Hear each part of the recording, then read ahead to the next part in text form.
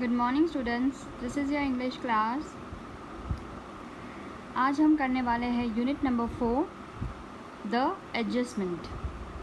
ये चैप्टर गुलजार साहब, जो कि बहुत ही फेमस राइटर, शायर, फिल्म मेकर है, उन्होंने लिखा है।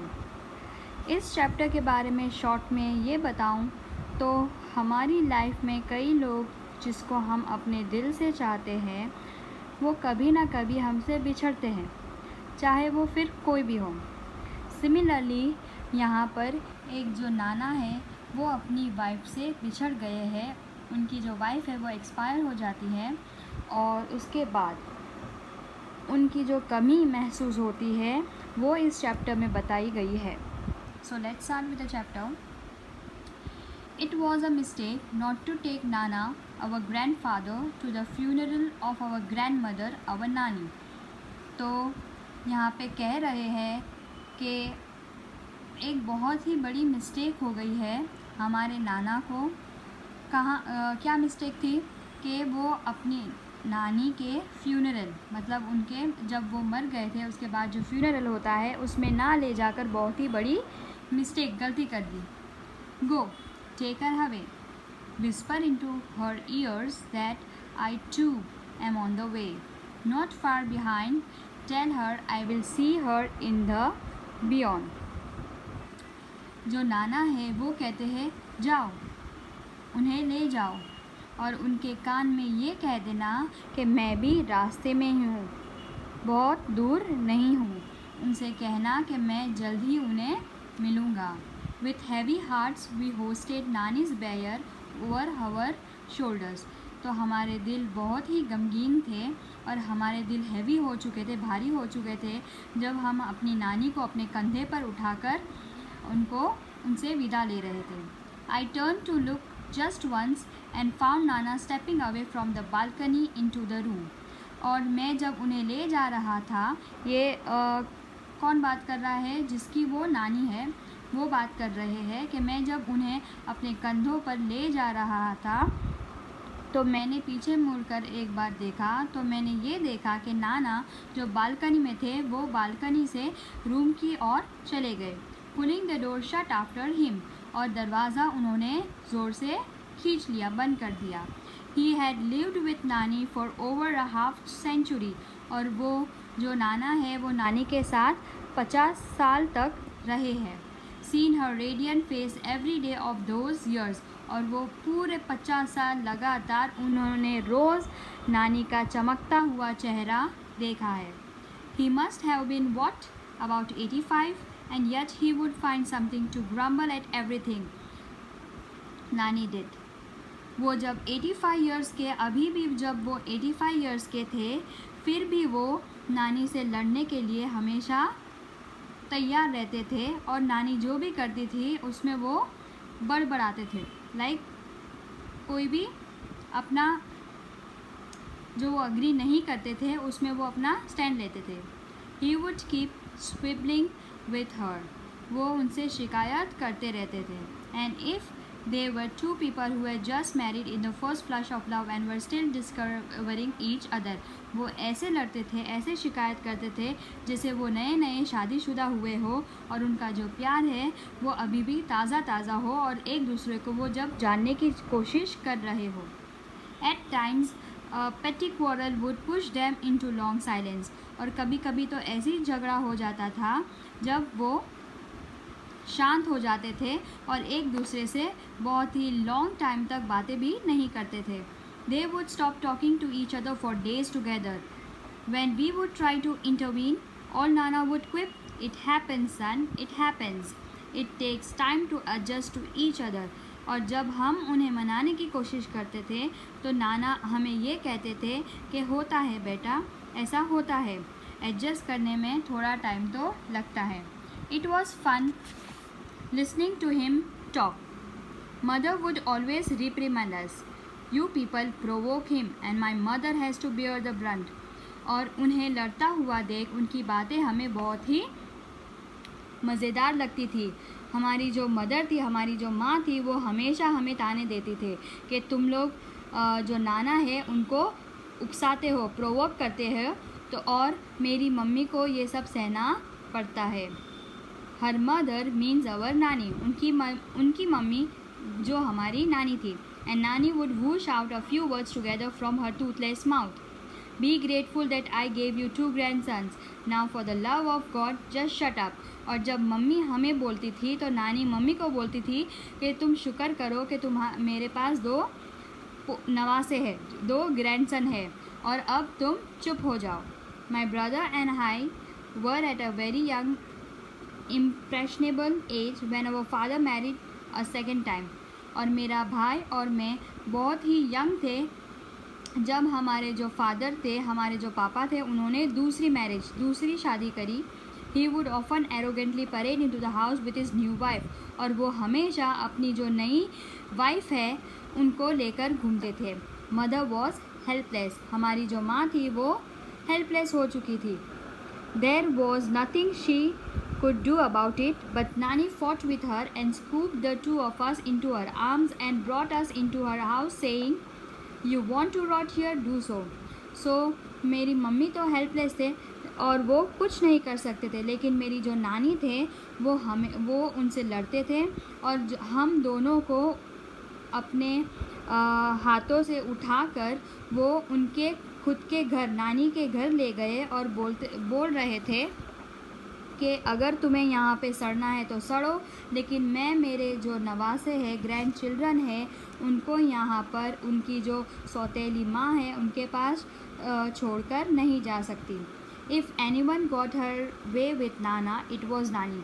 और जो नाना से जो लड़ सकती थी, नाना से जो बात मनवा सकती थी, वो सिर्फ नानी थी। She would tell it to his face, वो उनके मुंह पर बोलती थी। You will regret it the day I die. तो वो ये कहती थी कि तुम बहुत ही पछताओगे, जब मैं मर जाऊंगी तो तुम बहुत ही पछताओगे।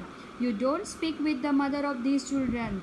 तुम ये जो छोटे बच्चे हैं उनकी माँ से बात नहीं करते हो, तो ये जो बच्चे हैं वो भी तुमसे कभी बात नहीं करेंगे। You will sit all by yourself in the balcony and bath in the sun and your own loneliness. तो तुम बालकनी में बैठो अपना अकेलापन के साथ और सूरज की किरणों में तुम बैठो और अपने अकेलेपन के साथ ही बैठना। नाना would say badly audibly, I am older than you, you just wait and watch who is going to go first, you और आई। तो नाना एकदम मन ही मन में ये बोलते थे कि मैं तुमसे बड़ा हूँ, तुम सिर्फ देखो, इंतज़ार करो और देखो कि सबसे पहले कौन मरने वाला है, मैं या तुम। शी वुड सिंपली से yes you will see, just watch. तो वो सिर्फ इतना ही कहती थी कि हाँ देख लेंगे, ठीक है, तुम भी देखना। एंड नानी really did leave before him. और नानी सच में नाना से पहले चली गई। नाना become all the more irritable now. अब नाना बहुत ही इरिटेबल हो गए, उन्हें कुछ अच्छा नहीं लगता। As if he has lost a wager, जैसे कि वो एक साथीदार को उन्होंने खो दिया है। For a few days he took out his anger on his food. थोड़े दिन तक तो वो अपना गुस्सा खाने पर उतारते थे। He would push away his plate and say tell her I don't want to eat. वो अपनी जो प्लेट थी उसको धक्का मार देते थे। जब खाने के लिए उनको दिया जाता था तो वो अपनी प्लेट को पुश कर देते थे और बोलते थे बोल दो उसे मुझे नहीं खाना। ही imprisoned himself in the bedroom। वो अपने आप को सज़ा दे रहे थे बेडरूम में लॉक होकर। We removed a few of Nani's belongings to make the room livable for Nana, but he did not let us cart away Nani's bed। तो हमने थोड़ी जो नानी की चीज़ें थी वो रूम से बाहर निकाल दी, तो क्या जो नाना है वो रूम में बिना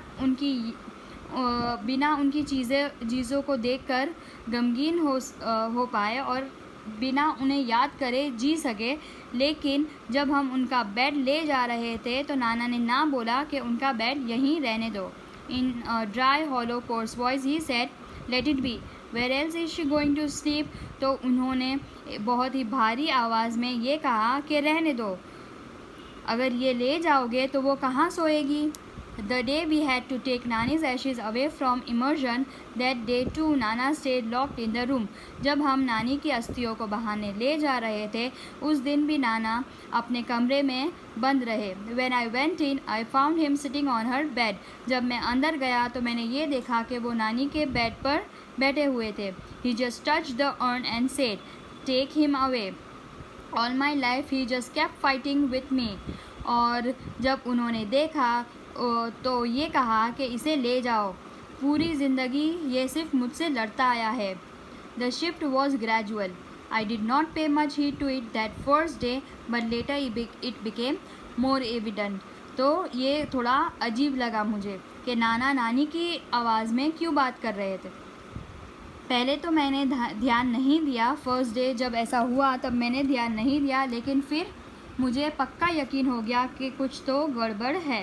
Another day I caught him talking Nani's cough syrup. He was measuring it by the capful exactly the way Nani used to. I asked him, "What's that you are doing?" तो दूसरे दिन मैंने ये देखा कि वो नानी की जो कफ सिरप थी वो पी रहे थे. वो जैसे नानी माप के लेती है ना कफ सिरप, वैसे ही ले रहे थे और वो पी रहे थे. तो मैंने उनसे पूछा कि आप क्या कर रहे हो. What am I supposed to do then? This damn cup just doesn't let up. तो नाना कहते हैं कि फिर मैं क्या करूं? ये जो मुझे कफ हुआ है तो उसको ठीक करने के लिए दवाई तो पीनी पड़ेगी. Exactly the same turn of phrase that नानी would have used. जैसे नानी बोलती थी वैसे ही सेम नाना ने उस दिन बोला.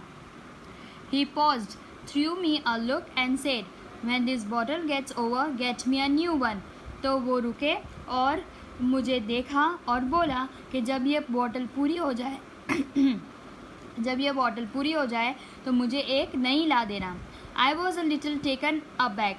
I had never heard him coughing, but this was nothing compared to the shock he gave me few days later. तो मैं तो पहले सोच में पड़ गया कि मैंने कभी उन्हें कफ़िंग करते हुए देखा नहीं है, खांसी खाते हुए देखा नहीं है. फिर वो कफ़ की जो दवाई है वो क्यों ले रहे हैं. But this was nothing compare to the shock he gave me a few days letter.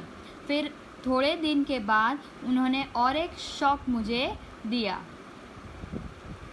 I told him, "Nana, let's go to a salon. You need a haircut." तो मैंने उन्हें कहा कि नाना चलो मैं तुम्हें सलोन ले जाता हूँ, तुम्हें हेयर कट की ज़रूरत है. I insisted. If you don't want to go then I will call a barber home. मैंने ज़बरदस्ती की कि अगर आप बाहर नहीं जाओगे तो मैं जो बार्बर है, जो नाई है, उसको घर में बुला लाऊंगा. He did not even bother to look at me this time. उन्होंने मेरी तरफ देखा भी नहीं. He began to shake his head. No, no, he will kill me. He does not like my hair cut short. तो उन्होंने मेरी तरफ देखा भी नहीं, लेकिन अपना जो सर है वो हिलाने लगे और बोलने लगे, नहीं नहीं, वो मुझे मार देगा. उन्हें मेरे जो छोटे बाल पसंद नहीं है, वो कभी भी अप्रूव नहीं करेंगे. His intonation was nasal exactly like नानी. जैसे नानी बात करते थे वैसे ही वो कह रहे थे. It seems as if it was नानी who was speaking. I moved back a little worried. जैसे कि मुझे थोड़े टाइम तक तो ऐसा लगा जैसे नानी मेरे सामने आ गई हो और वो खुद ऐसे बात कर रही हो. मैं चिंता में पड़ गया.